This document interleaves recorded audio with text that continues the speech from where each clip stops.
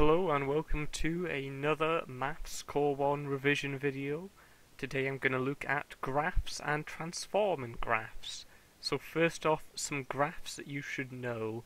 You should know the general straight line for a graph of y equals mx plus c. You should know that no problem. You should also know that a quadratic, a y equals x squared graph looks something like this. You should have known those from GCSE, that's no problem. The more confusing ones come in the form of a cubic, which looks something like this. That's a y to the x cubed. You should also know now a graph that looks something like this. It doesn't actually touch any of the axes. So y equals 1 over x. It's called a reciprocal graph. And finally, you might need to know, but it's probably not going to come up, sort of like a quadratic but with a wider, steeper base, is a quartic graph, x to the 4. These are just things that you should know generally. If you don't, you'll have to revise them. And how to sketch a graph. So what happens if you're asked to sketch the graph y equals x cubed minus 4x plus a half? How would you go about doing that? Well, first of all, you know it's x cubed, so the graph is going to look something like this. You can say that for certain, except for this would obviously look a bit nicer. There are then 3 steps you need to know so that you can make sure you have a good enough sketch to get all the marks. First thing is where it crosses the x-axis. This is the points where y, I should probably label these x-axes and y-axes, the points where y equals 0 is where it will cross the x-axis.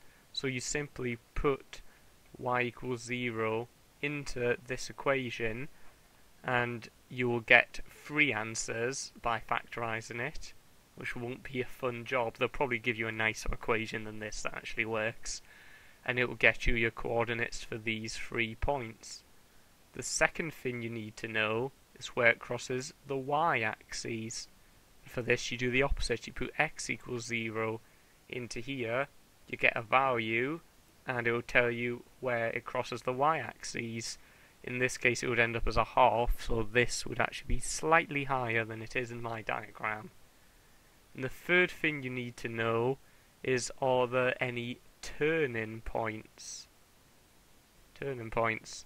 So that would be this point and this point. You would need to know the coordinates of those. To do that you have to differentiate it. So dy over dx. If you don't know how to do that, there will be another video on that shortly. And then make that answer equal to 0. Whatever values you get, you can use to get x and y for the 2 answers. So because it's a cubic, when you differentiate it, it becomes a quadratic. So you get 2 answers for x, which you can then put in to get 2 answers for y, getting you 2 sets of coordinates for these 2 points.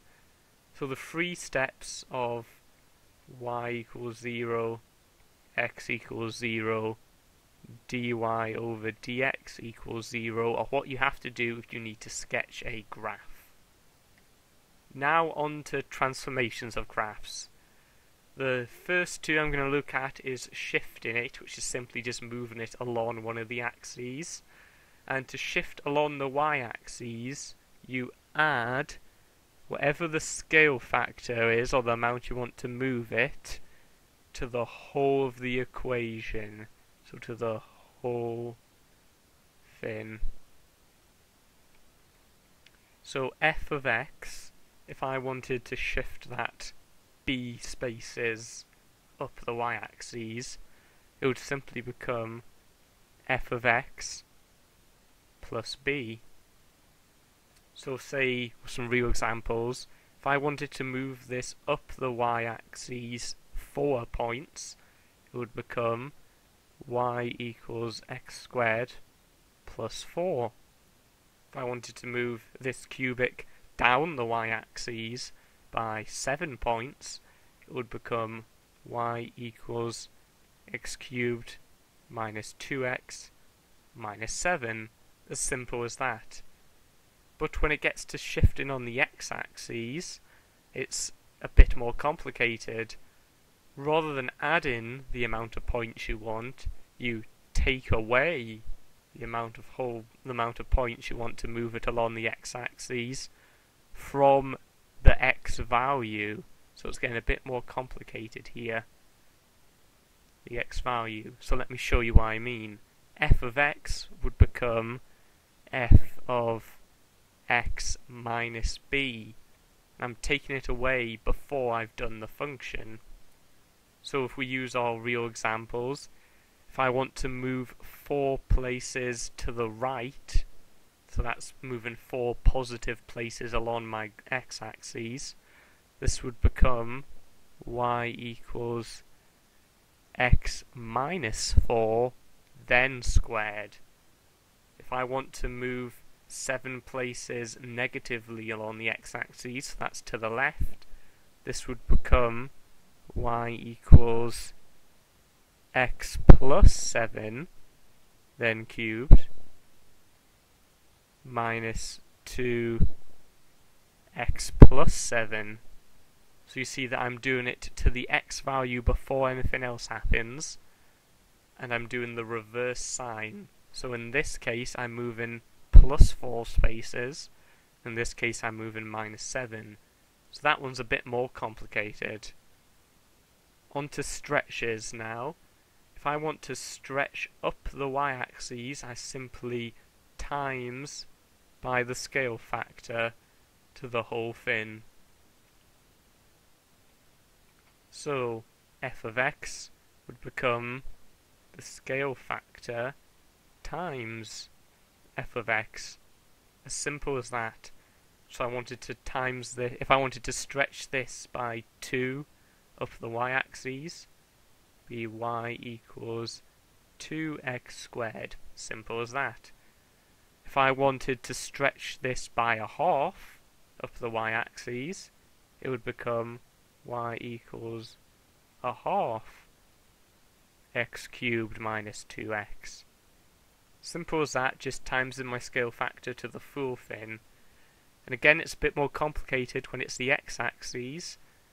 What I have to do this time is the opposite. I divide by the scale factor and to only the x value.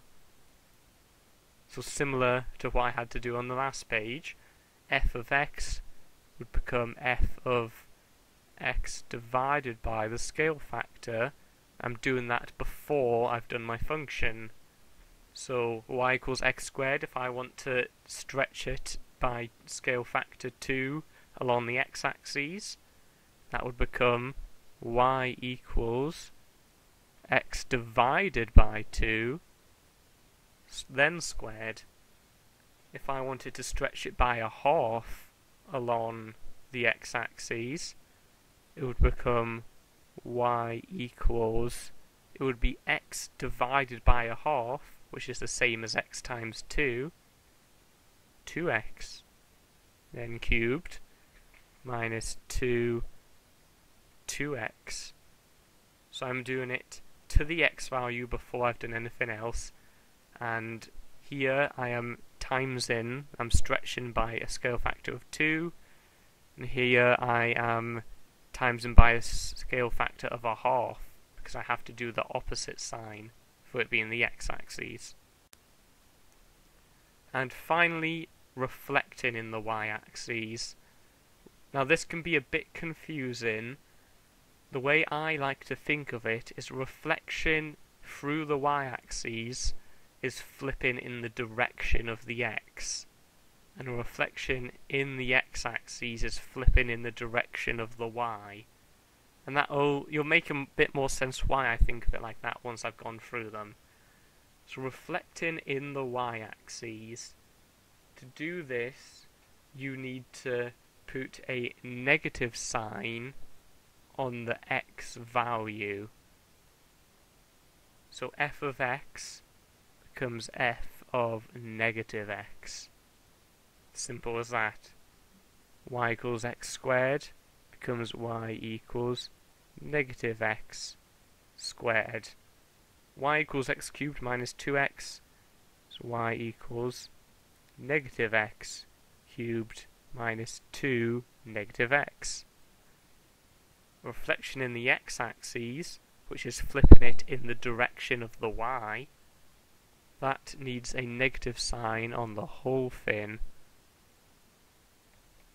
So this would become negative f of x. I'm sure you can see where this is going. Become y equals negative x squared. And this becomes y equals negative x cubed minus 2x. So the reason I think of these as in the direction of the y and in the direction of the x is because you can sum all the transformations up into some simple rules. So if we look at the ones that are for the y-axis, so that's stretch y, shift y, and reflect in x, because that's in the direction of the y, all of these you have to do to the whole fin. So you write out your fin and then do your operation to the whole of it. You don't do it to any parts, you put the whole fin in brackets and then do your operation. In this case it's a plus, in this case it's a times, and in this case it's a negative. If we look at all the ones that are on the x-axis, so that's stretching through the x, shift in the x, and reflect in y, because reflecting through the y-axis is moving it along the x direction. They all need their function done to the x value before anything else. That's very important. So you would put your x, then your function, and you would put it in brackets and do whatever you need to. In this case, your stretch is actually a minus, oh no, that's a divide. Your shift, I've got those the wrong way round, haven't I? Sorry about that. Stretch is a times, shift is a plus, stretch here is a divide, shift here is a minus, and reflect is still a negative sign, but you do it to the x value first. So that's a good way to think about it. If it's in the x-axis, you do it to the x value, and you do the wrong thing. You do the opposite of what it should be. So you think a stretch would be times, you do divide instead. If you want to move plus 3 spaces, you do minus 3 spaces. Whereas if it's the y-axis, you do it to the whole thing, and it's a yes, tick, you do the right thing. Sorry. So if it's a stretch, you do what you think it should be, it is as times. But if that's just the way I think of it in my head, if that doesn't make sense to you, you can simply just go through and remember these. There's only 6 of them. You should be able to remember 6 fins. Revise them before the exam, because they could come up and be a good 6 marks in the exam. And also remember these 3 steps. If it's going to come up, it'll probably come up in the first half of the exam, and it's a shame to drop out on the earlier marks.